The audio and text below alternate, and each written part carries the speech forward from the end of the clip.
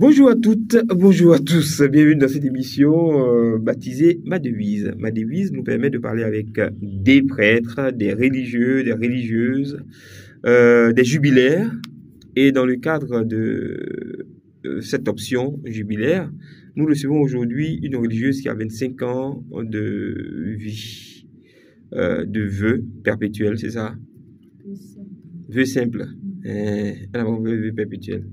Si. Le vœu perpétuel, ça fait 19 ans. Considérez que quand elle parle là, vous ne l'entendez pas.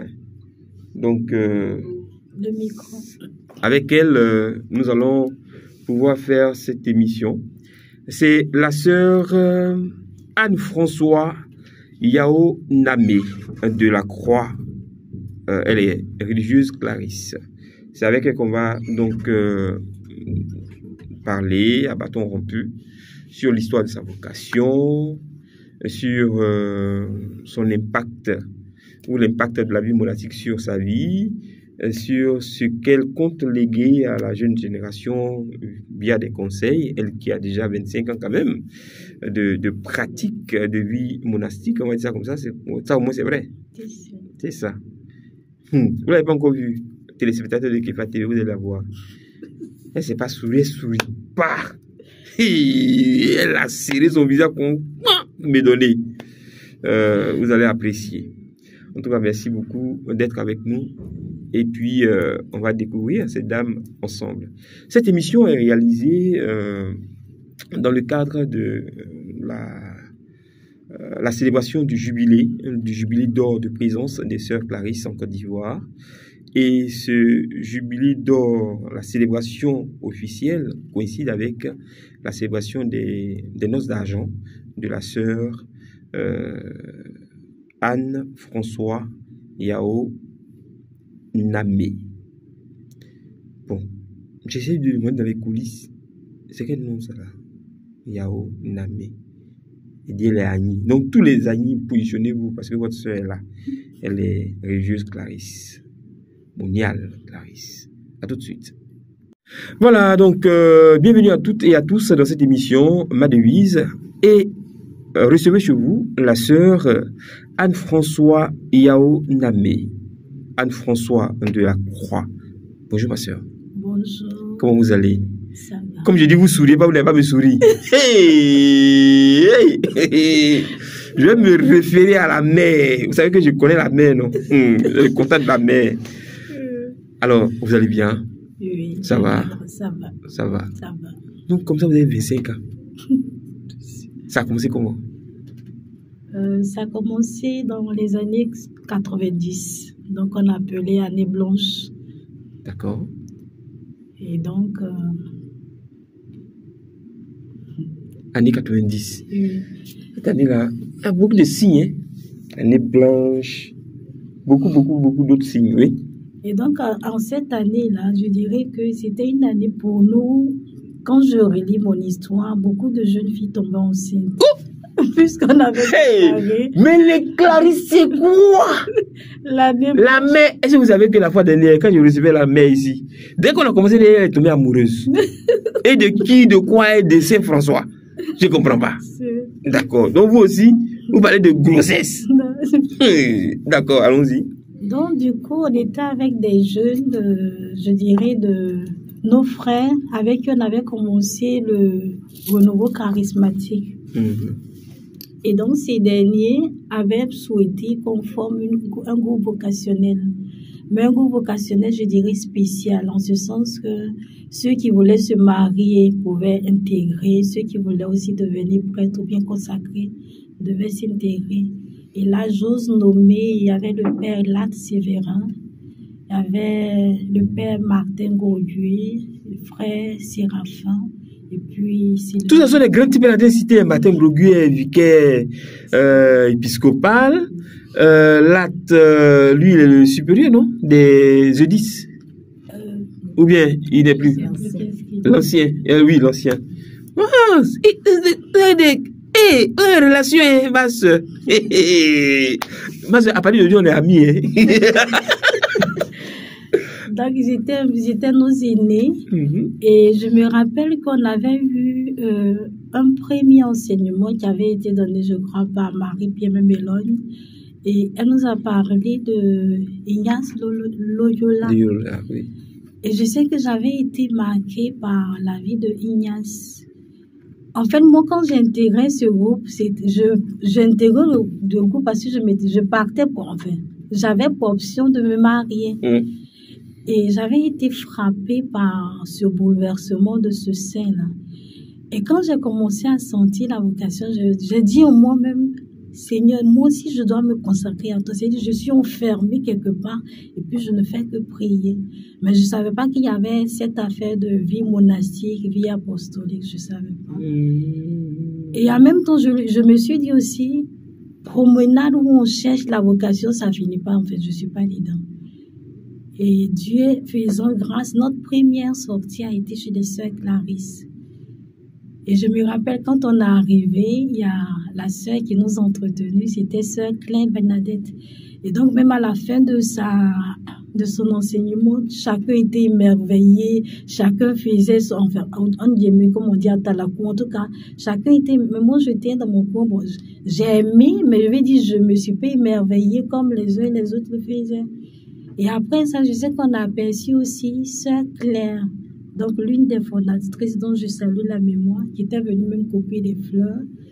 Après aussi, à la chapelle, on avait une autre sœur, Elisabeth. Je crois qu'elle était sacristienne. En tout cas, on l'a aperçue à la chapelle. Et la journée s'est passée normalement. Je veux dire rien. Je n'ai rien senti. Et juste avant de partir, donc les ennemis ont demandé à saluer une de leurs sœurs, qui était sœur François Bénédicte, puis elle est de la paroisse de Saint-Marc. Je dis, quand elle est sortie, c'est là que, je dis, le déclic s'est fait. Pourquoi? J'ai aimé la simplicité qui émanait d'elle. Elle est habillée simplement, puisque, je dis, en tant que jeune fille, j'avais mes parures, j'étais habillée comme une jeune fille. Et de cette simplicité, la joie qui émanait, ça a été vraiment un coup de... En guillemets, je dirais coup de foudre. Encore vous. Ah, les gros mots, coup de foudre. D'accord. Donc, pour dire que j'ai aimé de sa simplicité, la joie qui émanait, ça a été pour moi le vrai déclic. Et je me rappelle que je me suis décidée à rentrer automatiquement. J'étais en classe de 4e, je crois. Et donc, après, quand on a contacté ma classe, la sœur a demandé, non, prends ton temps, aide ton examen. Donc, c'est au fur et à mesure. La grâce de Dieu a été plus forte, en tout cas. 4e, les parents vous ont mis à l'école. Ils attendent que vous ayez le BPC.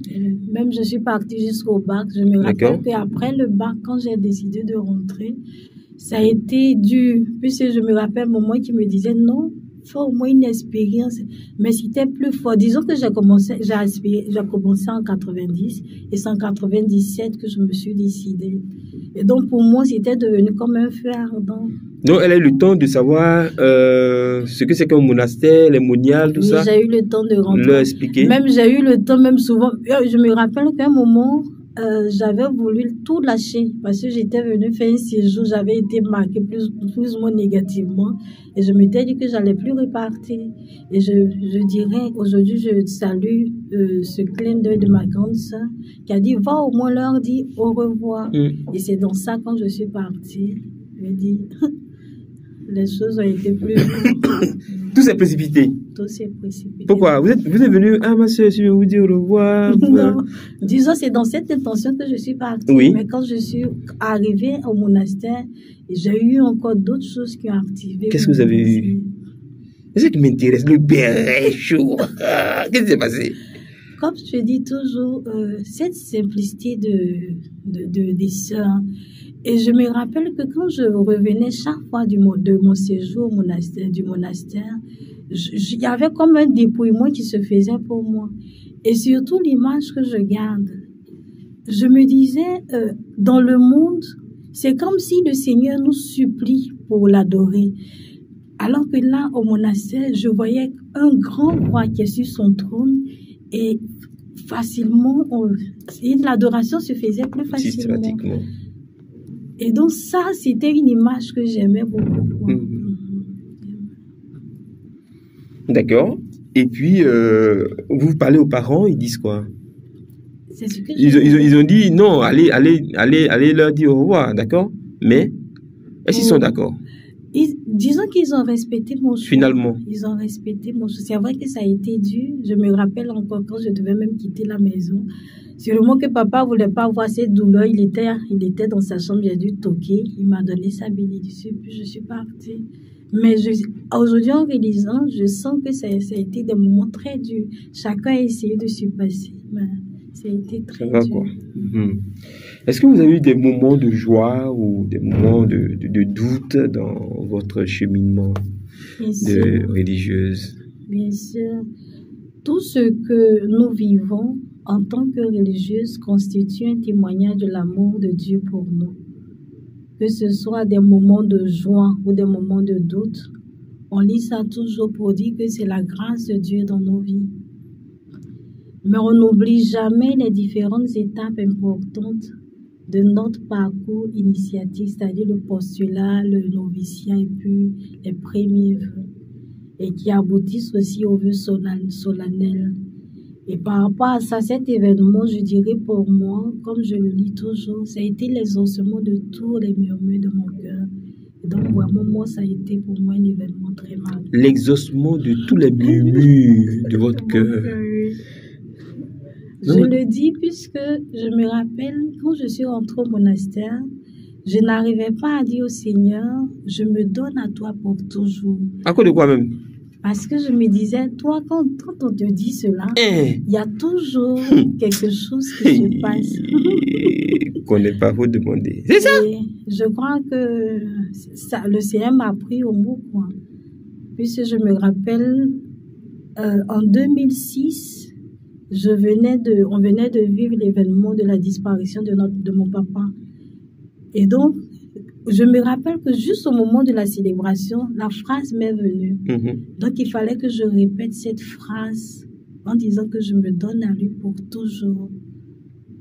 C'est ça votre devise? Non. Ma devise, c'est plutôt désirer par-dessus tout posséder l'Esprit du Seigneur et sa sainte opération. Ah, doucement, moi, ma soeur, doucement. Désirer par-dessus tout posséder l'Esprit du Seigneur et sa sainte opération.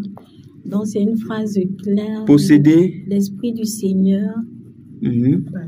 Par-dessus tout, posséder l'Esprit du Seigneur et sa sainte opération. L'Esprit du Seigneur et sa sainte opération. Opération. Ça veut dire quoi? C'est pour te dire, se laisser mener par l'Esprit Saint, c'est lui qui fait toutes choses dans nos vies. Et je sais que ça, j'ai commencé à le cultiver même à la maison. J'aimais parler beaucoup à mon hôte intérieur.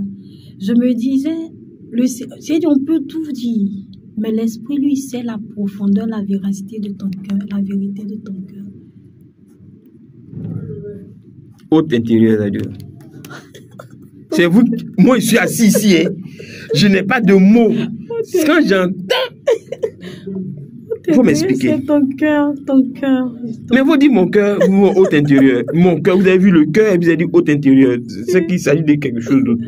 Ton âme, en fait. Hé, ma soeur. Si dans le dictionnaire, il y a âme, il y a cœur.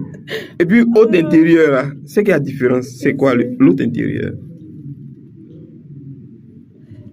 C'est celui qui est l'intime de ton intime. Si je peux parler, je dirais l'autre intérieur. Enfin, je me sens plus dans ce... Donc, moi, qui suis là, j'ai quelqu'un à l'intérieur de moi. Ton âme, en fait, ton Mais vous, les sœurs, vous qui vous moquez de ma sœur, quand je vais vous attraper au micro, si vous allez me répondre, c'est quoi l'autre intérieur? Moquez-vous d'elle. Elles sont là, vos sœurs sont en train de se moquer parce que vous êtes en train de dire. D'accord. Donc, l'autre intérieur. Je crois que Thérèse parle de lui, non? La petite voix aussi. La petite voix, la voix intérieure. Fois en vous, il y a comme une sorte de lutte, un débat, une causerie intérieure qui est pour, contre, des envies, des... Mais moi, cet autre intérieur, pour moi, c'est l'Esprit Saint. moi, je l'ai toujours. Je me dis, c'est l'Esprit. C'est la voix de l'Esprit Saint, c'est l'instruction du Saint-Esprit. Et donc, même souvent, je disais que c'était mon ami intime. C'est mon ami intime. À qui je parle. Bon, aujourd'hui, on dirait l'intuition, si tu veux. On parlerait de l'intuition, mais c'est cet ami intime à qui je parle, avec qui je me complais, en fait. Et qui sait la vérité de mon cœur, qui sait mes vraies intentions. Comme je dis, autant on peut juger l'apparence, mais lui, il sait la profondeur de ce qui se passe. Là, il faut qu'on s'arrête. Et il faut qu'on s'arrête parce que quand j'ai fini cette émission, quand on me demandait l'autre intérieur, c'est qui, il faut que je puisse répondre. C'est ça. Donc, c'est un ami intime. En fait, c'est un autre vous à qui vous pouvez parler, de qui vous savez tout et qui sait tout de vous. Si je peux dire. Que même la mère ne sait pas. Ça, c'est un titan entre vous. Mais c'est fini. C'est ça. Pour moi, c'est l'Esprit. Connaissez le secret de vos secrets. Pour moi, je dis c'est l'Esprit Saint. Donc, quand quelquefois vous êtes là et puis on dit, hein, c'est la CT qui a fait. Vous savez. Oui, et ça vous suffit. Ça me suffisait pas beaucoup. J'ai pas à me justifier. Et je me dis, c'est ça l'essentiel en fait. C'est ça l'essentiel. Pour dire un peu, Dieu lui connaît les intentions de nos cœurs. Et lui sait pourquoi on fait tel truc. Les autres peuvent juger de façon apparente, mais lui sait pour toutes choses. Et vous n'avez pas besoin de vous justifier. On n'a pas besoin. Pas besoin. Et si on vous demande? Si on me demande, je dis, mais dis si la personne croit. C'est bon. Croit pas, si elle ne croit pas. Je dis ce qui c'est intéressant. Hey. 25 ans. Hey. Si la personne croit, elle ne croit pas. Elle est libre de croire ce qu'elle veut. Ah oh. D'accord. C'est bien. Avec 25 ans de vie religieuse, quel message à l'endroit des aspirantes à la vie religieuse et aussi aux jeunes filles? Donc je leur dis qu'elles n'hésitent pas à se donner à Dieu. Choisir Dieu, c'est choisir la meilleure part. Comme nous dit Matthieu 19, 29, quiconque quitte maison, père, mère, reçoit tout selon son Dieu. Donc, elle n'hésite pas à se donner à Dieu. Je dirais se connecter à Dieu, c'est retrouver sa vraie identité. Sa vraie identité. Et puis, choisir de servir Dieu, je dirais, c'est choisir les vraies valeurs humaines, morales et spirituelles pour mieux s'épanouir. Sinon, aujourd'hui on fait ci, demain on fait ça, finalement on ne se retrouve même pas dans ce peuple. Ou bien suivre la mode, suivre la mouvance, il dit, finalement on se retrouve, finalement on ne sait pas ce qu'on veut. Donc je dis, choisir Dieu, c'est choisir vraiment la meilleure part. Dans certaines congrégations, dans certaines institutions, dans certaines familles religieuses, on peut avoir la possibilité d'étudier et d'avoir des diplômes. Est-ce que chez vous, c'est pareil? Exceptionnellement, il est donné à certaines sœurs de faire des... Il a été donné à certaines sœurs de faire des... Même actuellement, on a 2 de nos sœurs qui font une expérience d'études à l'ICMA. À certains moments, quand la communauté éprouve le besoin, on permet à certaines sœurs de faire ces expériences-là. Mais vous avez fait quoi? Pas prier. Rire, j'ai noté, rire. Oui, j'ai eu l'occasion d'aller au CELAF, faire 2 ans d'expérience au CELAF. En quoi? J'étais au CERP, formation humaine religieuse. Formation humaine et religieuse. Dans les années 2008 à 2010, je crois. 2008-2010. Ça n'existe plus dans le calendrier, ça a disparu. Ça fait longtemps. Ça fait longtemps, ça. C'est ça. D'accord. Que diriez-vous à des parents d'enfants, de jeunes filles qui ont participé à des camps et qui souhaiteraient devenir religieuses? Mais on sent que la petite veut, mes parents s'opposent. Ou alors, que direz-vous à un vieillard comme moi qui n'a pas envie d'envoyer sa fille dans un monastère pour devenir moniale et puis je ne vais plus la voir?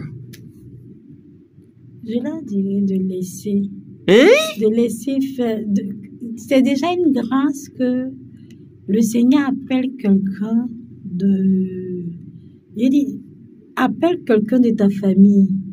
C'est une grâce. Donc, il dit, laissez Dieu. C'est lui qui modèle, c'est lui qui sait toutes choses. On va dire ça bien, ma soeur. Vous voyez votre papa combien de fois? Si elle peut supporter, je dis ok. Si elle ne peut pas supporter, dis non. Il y a ce que les gens disent qui caricaturent. Mais je veux dire, qu'est-ce qu'ils disent qui caricaturent? Dites-nous aujourd'hui là. Non, je veux dire de dire que, par exemple, on ne voit plus nos parents, que même quand ils meurent, on ne peut pas venir. J'ai envie de dire, c'est pas vrai. Puisque au-delà des règles, il y a aussi la charité qui prime. La supérieure est sans. Donc, du coup, elle permet, je dis, on peut caricaturer, mais venez vivre et puis vous allez voir. Mais on va tomber dedans là. On ne peut plus sortir. Il dit avant la règle, il y a cette humanité qui prime. Donc, vous n'allez pas regretter, venez. Laissez venir vos enfants. Quand je vais mourir, on dit il n'est pas là. Et puis ma petite fille ne peut pas sortir pour venir à mes funérailles. Non. Et tu vas voir que quand tu vas mourir, il y aura une délégation de soeurs qui vont venir. Tu n'auras pas seulement ta fille, mais tu auras plusieurs filles. Et non seulement ça, elles vont prier après même pour le repos de ton âme. Hop! Direction à vos beautés. Super, c'est bien, c'est intéressant. Et puis, et vous avez tout appris là-bas finalement? Oui, je dirais que c'est le monastère qui m'a fait grandir. Oui, puisque je suis rentrée à 22 ans, le monastère m'a modélé. Et je bénis Dieu en tout cas pour ce que j'ai reçu du monastère. Vous avez déjà, bon, on dit quand on écoute des gens, on n'en parle pas, mais est-ce que vous êtes satisfait de ce que vous apportez à ceux qui vous rendent visite pour une écoute, pour un entretien, pour une remise en question? Si. Je dis que je suis satisfait, c'est trop dire, mais pour dire que par la grâce que Dieu nous donne d'écouter et puis nos prières, je crois que Dieu fait beaucoup de bien aux uns aux autres. Qu'est-ce qui fait le plus plaisir? Le fait de recevoir une personne en pleurs qui repart heureuse. Donc ma question serait, est-ce que vous avez vu des gens venir en pleurs, désemparés, désorientés, désaxés, qui repartent en paix? C'est ça ma question en fait. Plusieurs situations où tu sens que le petit geste, l'écoute a boosté des personnes, et même plus d'une personne. Et ça fait beaucoup de joie, ça fait des moments d'action de grâce devant le Seigneur. En disant, je suis rien, je peux rien, mais du coup, par mon canal, une personne a été bénie, une personne s'est relevée. En tout cas, on bénit le nom de Dieu. Puis je dis, tout pour sa plus grande gloire. Nous ne sommes que des instruments. Je vais faire une connexion maintenant avec le président de la République ou le roi de l'Afrique ou, je sais pas, le roi du monde. Ma soeur, il écoute. Si vous aviez un vœu, quelque chose à demander, vous n'avez jamais rien demandé, mais quelque chose à demander pour la famille des sœurs Clarisse, qu'est-ce que ce serait? Je demanderais que, à cette occasion de notre jubilé, que Dieu renouvelle en nous ses bénédictions, comme il a déjà commencé, et qu'au travers de nous, il bénisse notre pays, la Côte d'Ivoire, qu'il bénisse notre Afrique, notre monde, qui a besoin de paix, qui a besoin de se retrouver. Il y a des hommes qui courent vers vous pour aller vous expliquer des problèmes, des situations. Je suis député, je suis maire, je suis ministre, je voudrais rester toujours à mon poste. Vous leur donnez des conseils, vous priez pour eux, mais aujourd'hui, vous avez la possibilité de pouvoir parler à toutes ces entités-là pour leur dire, qu'est-ce que vous leur diriez? Des conseils. Je leur dirais de donner le meilleur, d'être bénédiction au cœur de leur vie. Et plus ils donneront le meilleur d'eux-mêmes, c'est-à-dire, un va donner, deux va, ça va créer une atmosphère paisible où, quand le psalmiste dit qu'il est bon, qu'il est doux pour des frères de vivre ensemble et d'être unis, plus on a cette quiétude, plus on vit dans la grâce de l'esprit, je crois que tout devient plus facile pour tout le monde, quoi. C'est mon souhait en tout cas pour nous tous. Merci. Dieu vous bénisse. Amen. Pareil. Voilà, chers amis, chers auditeurs, chers téléspectateurs, c'était la sœur Anne-François Yaonamé, donc Anne-François de la Croix Yaonamé, elle est religieuse clarisse. On va célébrer, ou on a célébré, le 4 octobre 2025, c'est 25 ans en même temps que nous célébrions le jubilé d'or de présence des sœurs clarisses en Côte d'Ivoire, avec elle on a essayé de papoter un peu, de causer. On espère que cette petite causerie vous a permis de tirer quelques leçons et une raison d'aimer encore plus le Seigneur notre Dieu au travers de ce type de vie, la vie monastique. Merci ma sœur. Merci. Au revoir.